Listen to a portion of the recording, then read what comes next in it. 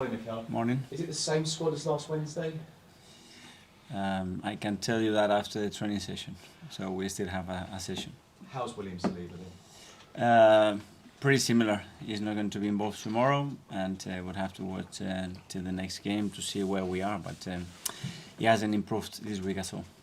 No game this weekend, so was it maybe good extra days to digest the result and the performance? Because it was a big night, a tough night. Those extra days, have they helped the players, do you think? I think so. Obviously, it took us a while to go over what happened at the Etihad, but we don't want to accept that. But you have to recognize that on the day when they took to the game to a different level, we didn't reach that level, and they were better than us, and they deserve to win the game. How do you see it now? Win every game, then we'll see what happens? Win tomorrow. That's what we have to do. And within the disappointment and the spirit around it, two things. The first one, recognize what a lot of people has done at the club to get us back into the Champions League. It was already a difficult thing to achieve, and not a lot of people was very optimistic that we had the ability to do that at the start of the season.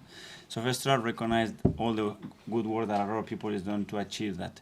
And the second thing, that is what I like the most, is that even achieving that with 6 games to go, something I don't think has happened in more than a decade at this club, we're still not satisfied, and we're still upset, and we want more. So we want to be the club that we want to be consistently with the best. That's the mentality that we need, and that's what I loved more the last few days. You sound incredibly proud of them, because people usually just after the back of a defeat look at the players and you've lost this lead, you've lost this lead. You're looking at it another way. You're proud that you've got them this far. We're approaching May and you're in this position. Yeah, because we have achieved what it was difficult to achieve, and we can still achieve the Premier League, because it's 5 games to go, and a lot of things are going to happen still. What we have to do is forget about what happened last week, learn from it, and move on into the next game with a full tilt at home with our people, London derby, and put things right. 247 nights top. What does that mean to you, or is what's important is where you are at the end of the season? How many is 200? 247. So tomorrow 248. This is what I want. Win tomorrow and be at the top. It's been unfair, isn't it, with criticism, isn't it, when you get that? Like, is it something that happens in this country? They don't maybe look at how good Manchester City have been. I don't think it's unfair. It's football. We are Arsenal Football Club. We have to be here to win every single trophy. This is the demands. The reality, what happened in the last 15 years, that's not the reality. But the demands have to be there. So the thing that I like the most, again, I repeat myself, great, we are in Champions League, and everybody is still unsatisfied with the situation. And this is what we need if we want to move forward as a club and as a team. A couple of drop points before, then you went on a great run, those wins at Villa and Leicester. Is that what you look to now? This is what you need to do? Yes, it's at the end, it's find a way to win, but our way to win is being consistent the whole season, is playing well, being better than the opponent, being dominant, and we have to do that tomorrow night to beat Chelsea. Finally, later Arsenal women plays the Champions League, Yeah. a full house. Full house. I mean, when you signed your new contract, if you and Jonas signed it together, just talk to me a little about that, how proud you are about that as a football club. It shows the unity, it shows as well the way everything is evolving together, and the importance of women's football in this country, especially what the England national team do, what we are doing as a club, which as a club we may be much better than the men's football, to be fair, in many moments with all the trophies that they won. That's the reality. So incredibly proud of them to do that, and as well they fully deserve the credit that they are getting, and to play tonight into 60,000 people. It's something amazing. Thanks, Mikel. Thank you. Jake? Hi. Obviously, you sound still very focused on what you've got left to do in this season, but how do you then keep that to the players as well? Because obviously they were in the middle of the game on Wednesday night, and it's difficult to try and keep them grounded. It is difficult, but in sport you have to accept the reality. And when a team is able to take the game to a different level, and you are not able to step to that, you have to recognize that there's still work to do. And don't get confused, and be very humble, recognize what our strengths are and what our weaknesses are, to be better. And the reality as well is that for 274 days, we've been with them, and tomorrow can be another day when we are still there, and it's 5 games to go. So it's a lot of things that we've done very well for 10 months, I think. Did you need to raise the mood amongst the players, or is that still good? It's not about the mood, it's keeping that fire in the belly for tomorrow. And coming up to tomorrow then, what can you expect from Chelsea, a team who haven't really been at their best of late? That they're going to try to come to the Emirates to beat us. They have a great manager, exceptional players, very difficult to predict what they're going to do because they can play in various ways with different players and different qualities as well, and we're going to prepare the game to win it, that's it. And just lastly then, does it then feel like the pressure maybe on you and Arsenal has changed maybe now after the game on Wednesday? Now it's not in our hands, and what is in our hands is to win our games. That's what we're going to try to do, and the rest is down to City. Thanks. Ian?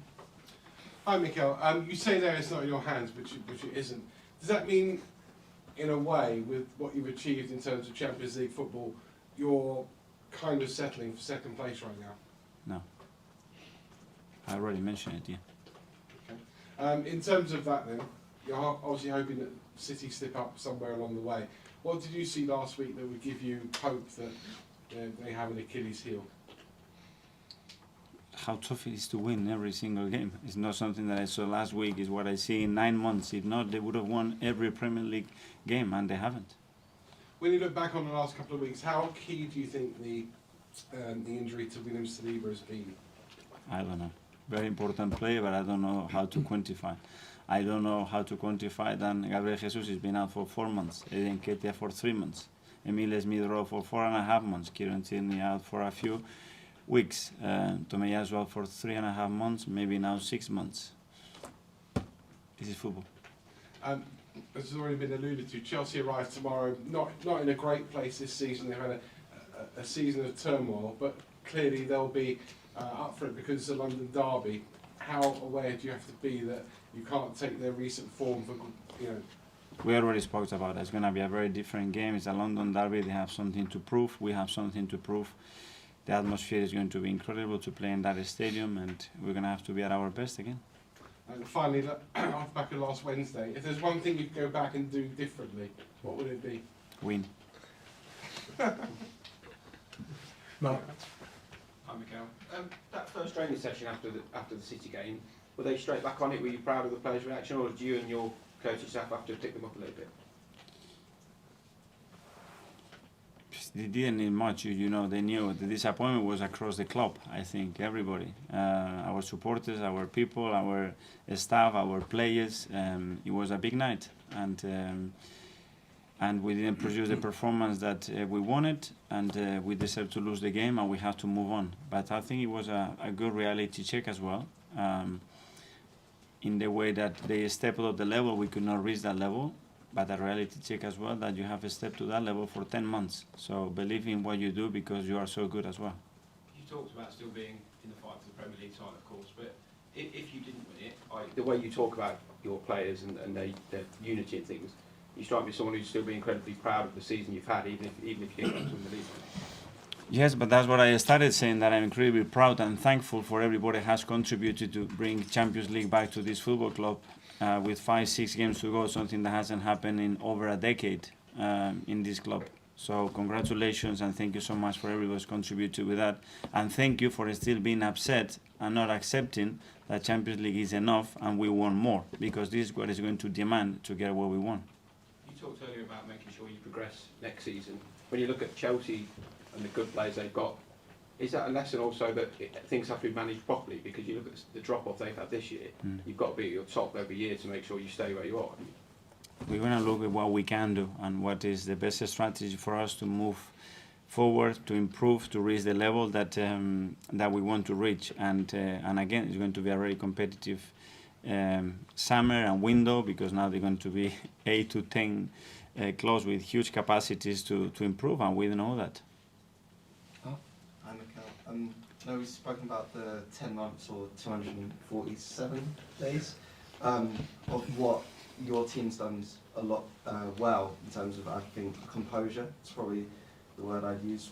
That's kind of gone in the last few games. How do you go about kind of getting that composure back? How did you maybe do that when you were a player? Because that composure a lot of times is related to moments, and a moment can change whether you use composure or you lost it and you cannot cope with the pressure. And we have very important moments that we have nailed that moment and has given us 3 points, and other moments at a West Ham that you put 3-1, the game is over and you don't do it. When you are at Anfield, or when you are at home and you concede the goals that we concede. But this is football as well, and sport is part of that. It's the key moments are what defines at the end whether you win or not. And in the last week, we have missed that piece. Is that more of a like individual thing or collective thing? A bit of both, I think. James? Okay, when you analyse Chelsea, what do you think's gone wrong for them this season? Where do you think the weaknesses are in their team? I don't know. When you That's compare- for them to analyse, not for me. I mean, it's often sort of said spending money, buying players is seen as the solution to everything, but is what has happened to them an example of how you need a lot more than just opening the chequebook up to actually make a successful team?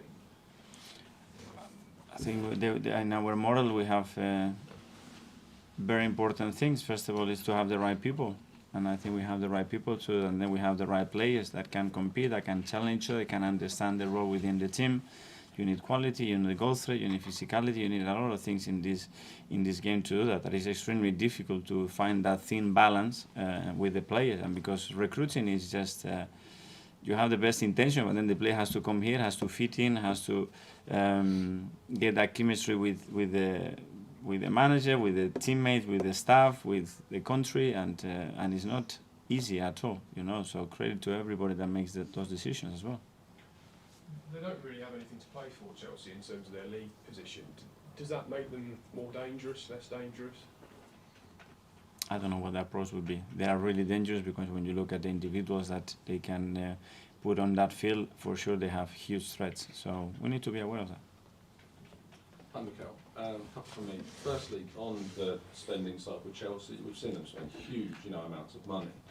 The reflection of what's happened on the pitch maybe hasn't equated to what we've seen previous sides invest. Do you think that for next season with Arsenal has reduced the pressure on what spending equates to in terms of success in the league? I don't know, but nobody says that next season they're going to make 100 points. We don't know, because they have more exceptional talent. If they make that work, they can do anything, because they have the players, they have the infrastructure, they have the history to do it. So I don't know, I cannot assess what is right or what is wrong, because you cannot assess this in 2 months when you make those changes. It's just not fair. I know you like your other sports as well, and this week we saw Giannis Antetokounmpo talk about the Milwaukee dropping out of the NBA playoffs, and he was asked about what success and failure is, even though that they lost. He said they hadn't failed, we worked towards something, and that can always be looked at as success. Do you look at what Arsenal do this season if they don't win the league as success in a way, because you're working towards the ultimate goal? I don't, as a manager, I don't want to be using those words.